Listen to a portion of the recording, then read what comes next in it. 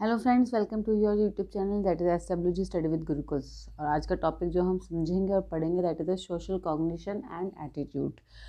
Friends, social cognition की जब हम बात करें तो हम बात करेंगे विद द सोशल साइकोलॉजी।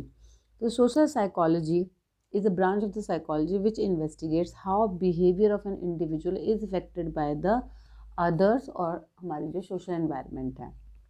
तो हम सोशल साइकोलॉजी में वो पढ़ते हैं कि किससे जो है हम इफ़ेक्ट होते हैं, अदर्स, दूसरे लोगों से, और हमारा सोशल एनवायरनमेंट कैसे हमारे बिहेवियर को रेगुलेट करता है या इन्फ्लुएंस करता है।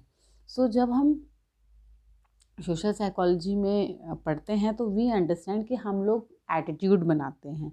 We develop ways of thinking about specific topics and people. जब भी हम किसी को देखते हैं हम उनके बारे में कोई ना कोई इम्प्रेशन बनाते हैं कि ये पर्सन सो एंड सो है, ऐसा है, वैसा है, बड़ा हंसमुख है, very positive, negative and so on.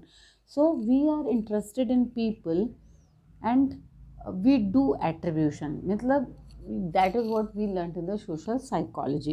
So the combination of social processes like attitude, impression formation, attribution, pro-social behavior is called social cognition. तो जब हम attitude बनाते हैं किसी के बारे में, impression बनाते हैं और अपने प्रो सोशल बिहेवियर जो होता है, तो इन सबको क्या कहते हैं?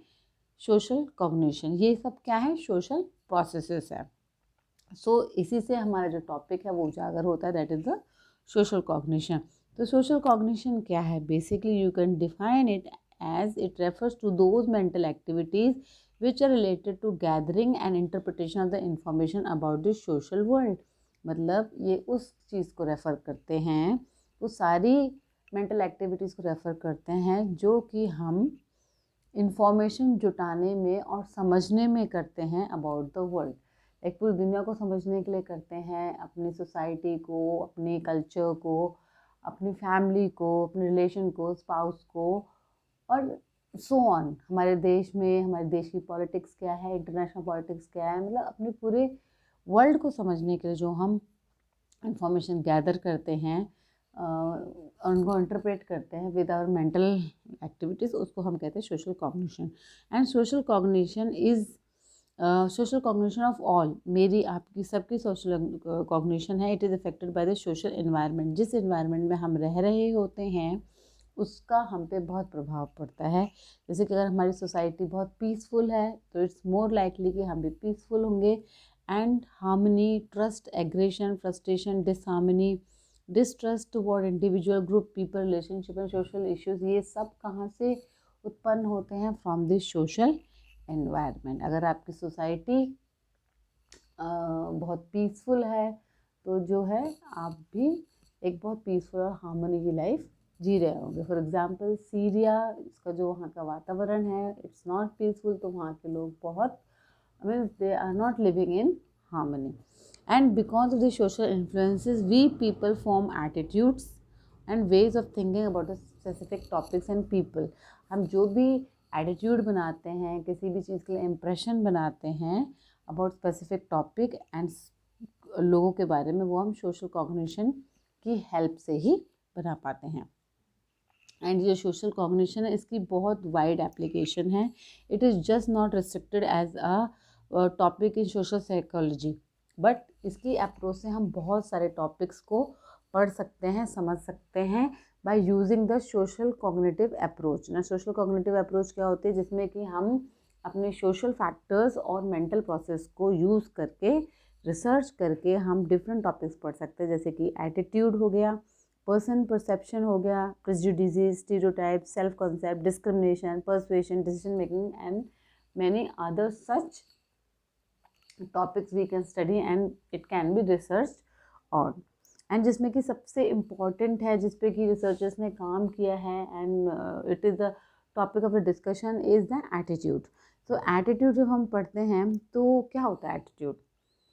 When we study attitude as a terminology in psychology, so attitude is a state of mind, is a state of a mind or a set of the views or thoughts regarding some topic। मतलब किसी भी topic के लिए we are producing or expressing our own mindset, उसको कहते हैं attitude, जिसको attitude object भी कहा जा सकता है। And it has a evaluative feature. Evaluative feature का मतलब है हमारा एटीट्यूड पॉजिटिव भी हो सकता है, नेगेटिव भी हो सकता है और न्यूट्रल भी हो सकता है किसी पर्टिकुलर टॉपिक के ऊपर। एंड इसमें जो है द थॉट कंपोनेंट, इसमें जो कंपोनेंट्स होते हैं, तो थॉट कंपोनेंट जो इसमें होता है उसको बोलते हैं कॉग्निटिव एस्पेक्ट, एंड जो इमोशनल कंपोनेंट है उसको बोलते हैं effective aspect, and tendency to act, हमारा जो बिहेवियर और कनेक्टिव एस्पेक्ट है वो है हमारा बिहेवियरल एस्पेक्ट। सो यहाँ पे ABO कंपोनेंट्स के द्वारा हम एटीट्यूड समझ पाते हैं। ABC is effective, behavioural and cognitive components. तो जब आपसे क्वेश्चन आए, एग्जाम में पूछा जाए what are the components of attitude, so these are the 3 main components of the attitude. The first one is the cognitive, आप इसको ABC करके याद कर लो। A इज द इफेक्टिव, जिसमें कि हम फील के बारे में डिस्कस करते हैं, how an object, person, issue या इवेंट आपको कैसे फील कराता है, तो ये आपके फीलिंग पार्ट के, आपके इमोशन पार्ट को इफेक्टिव डील करता है। B is your behavioural part, आप जो पर्टिकुलर ऑब्जेक्ट है, इवेंट है या आइडिया है, वो कैसे आपके बिहेवियर को इफेक्ट करता है। फॉर एग्जाम्पल किसी ने आपको थप्पड़ मारा तो ये आपको कैसे इफेक्ट करेगा, या तो and it depends on your attitude, या तो आप उसे पूछोगे क्यों मारा, या फिर मोस्ट ऑफ लोगों का आंसर क्या होगा, उसको वापस थप्पड़ मारना, you know. So how it influences your behaviour, behavioural में बिहेवियरल कंपोनेंट भी होता है। And C is the last, that is the cognitive component, जिसमें कि आपके थॉट्स, बिलीव्स क्या है एक पर्टिकुलर टॉपिक और सब्जेक्ट को लेकर। So these are the main 3 components of attitude. Now beliefs क्या होते हैं? Now beliefs refer to the cognitive component of attitude. अभी हमने 3 कंपोनेंट पढ़े हैं ना, तो उसमें से जो बिलीफ है वो क्या है, वो कॉग्निटिव कंपोनेंट है। बिलीफ, हमारा बिलीफ जो कि एक फर्म ग्राउंड बनाता है जिसके ऊपर एटीट्यूड स्टैंड होता है। जैसे कि मेरा बिलीफ इन गॉड, ना, मेरा जो गॉड का बिलीफ है वो आपके बिलीफ से डिफरेंट हो सकता है ना। बिलीफ इन डेमोक्रेसी और may be political ideology, different beliefs हो सकते हैं, बट ये ही क्या होता है, आपके कॉग्निटिव, आपके मेंटल प्रोसेस की वर्किंग से आपका ये बिलीफ सिस्टम डेवलप होता है। नाउ वैल्यूज़ क्या है? वैल्यूज़ आर द एटीट्यूड और believes that contain a should और ऑट एस्पेक्ट, मतलब ये होना चाहिए हमारी लाइफ में। हमारी खुद की एक फिलॉसफी जब बन जाती है, इट इज़ मोर और लेस लाइक मोर और एथिकल वैल्यूज़ जो हमारी होती है, जैसे कि चाहे कुछ भी हो जाए, कितना भी पैसा मुझे मिले, बट मैं एक करप्ट ऑफिसर नहीं बनूंगा। तो दैट इज़ व्हाट, ये हमारी वैल्यू बन जाती है। So one such value is like hard working और ऑनेस्टी आर आवर वैल्यूज़। जो वैल्यूज़ हैं they are formed on particular belief और attitude become the inseparable part of a person's life. मतलब ये जो बिलीफ है कोई भी ऐसा बिलीफ जो हमारी लाइफ का इनसेपरेबल पार्ट बन जाए, मतलब जो कि हमारा अभिन्न अंग हो जाए हमारी लाइफ का, वो हमारी वैल्यू सिस्टम में आ जाता है। वो हमारी वैल्यू में, आपने सुना भी होगा ना, कहते हैं ये हमारे संस्कार हैं, ये हमारे वैल्यू सिस्टम में है, हम ऐसा बिल्कुल नहीं कर सकते हैं। So those attitude or beliefs which have a should or ought aspect, मतलब मेरी लाइफ में ऐसा होना चाहिए, अन्यथा मैं ये काम नहीं करूँगा चाहे कुछ भी हो जाए, है ना। तो this is called the ought और should aspect, there should be there in ought aspect होना चाहिए किसी भी एटीट्यूड या बिलीफ में, तब जाके वो वैल्यू बनता है। ये कॉमनली क्वेश्चन आता है, what is difference between the value and attitude and a belief, क्या है? तो इसलिए आप इसको समझिए, इसकी बारीकियों को समझिए कि क्या एक बिलीफ है। बिलीफ क्या है? कॉग्निटिव कंपोनेंट है। वैल्यू क्या है? एक ऐसा एटीट्यूड और बिलीफ है जिसमें कि शुड कंपोनेंट है, मतलब होना चाहिए, एक मोरल एथिक्स हैं इसमें। नाउ फीचर्स ऑफ एटीट्यूड, जब हम एटीट्यूड की बात कर रहे हैं तो it has some very unique features और characteristics. First one is the कि इसमें बैलेंस होना चाहिए। बैलेंस का मतलब क्या है? कोई भी आपका एटीट्यूड होगा किसी भी चीज़ को लेके, या तो पॉजिटिव होगा या तो नेगेटिव होगा, तो न्यूट्रल होगा, तो उसको बोलते हैं हम balance. And there should be an extremeness, मतलब एक्सट्रीमनेस का मतलब आप कितने पॉजिटिव हो, लाइक 100% पॉजिटिव हो, 20%, 30%, और कितने परसेंट नेगेटिव हो, that shows the extremeness of your attitude. Next है सिंपलिसिटी एंड द कॉम्प्लेक्सिटी और मल्टीप्लेक्सिटी। ना ऐसा कोई टॉपिक हो सकता है जिसमें कि सिर्फ 1 या 2 या फ्यू लाइंस में ही आप उसको मतलब एक्सप्रेस कर सकते हैं।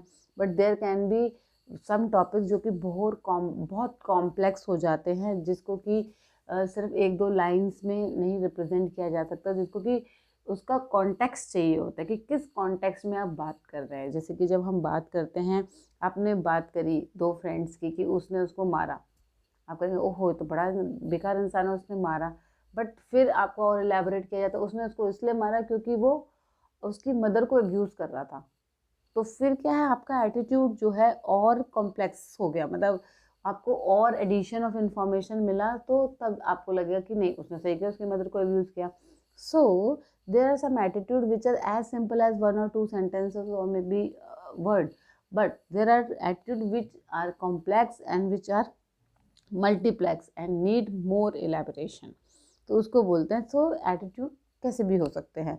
Next is is centrality. ना सेंट्रलिटी क्या है कि जो पर्टिकुलर एटीट्यूड है, जो रोल है पर्टिकुलर एटीट्यूड का उस सिस्टम में, वो कितना सेंट्रल है, मतलब कितना सेंटर में लाइफ घूमती है। मतलब दिस कहते हैं this is the centre of my life, मेरी पूरी जो ज़िंदगी है इस ही एटीट्यूड के नाम घूमती है। एक एटीट्यूड आपका हो सकता है कि पॉजिटिव एटीट्यूड, लाइफ में कुछ भी हो पॉजिटिव रहने का ना। And there are people who always remain negative in life, कुछ भी हो जाए, बहुत अच्छा भी हो जाए, 99% मार्क्स आए फिर भी कहेंगे ओहो 1% तो रह ही गया। And there are people who score 80% फिर भी कहेंगे अरे वाह ये तो बहुत अच्छा है, ये तो बहुत अच्छा है। सो दैट इज़ हाउ कि कितना आप इस एटीट्यूड को अपनी लाइफ में कितना सेंट्रल रोल प्ले करता है। तो friend this was all about the social cognition and attitude. I hope मैं आपको समझाने में सक्षम रही होंगी और ये वीडियो आपके एग्जाम्स के लिए बहुत हेल्पफुल रहेगी। अगर आपको मेरी वीडियोस अच्छी लगती है तो शेयर सब्सक्राइब करिए, लाइक करिए, फीडबैक दीजिए, कमेंट करिए। And if you want some other topics on which I should make videos, please drop in the comment box. I will love to make videos on that। मिलते हैं next video में, तब तक के लिए bye bye.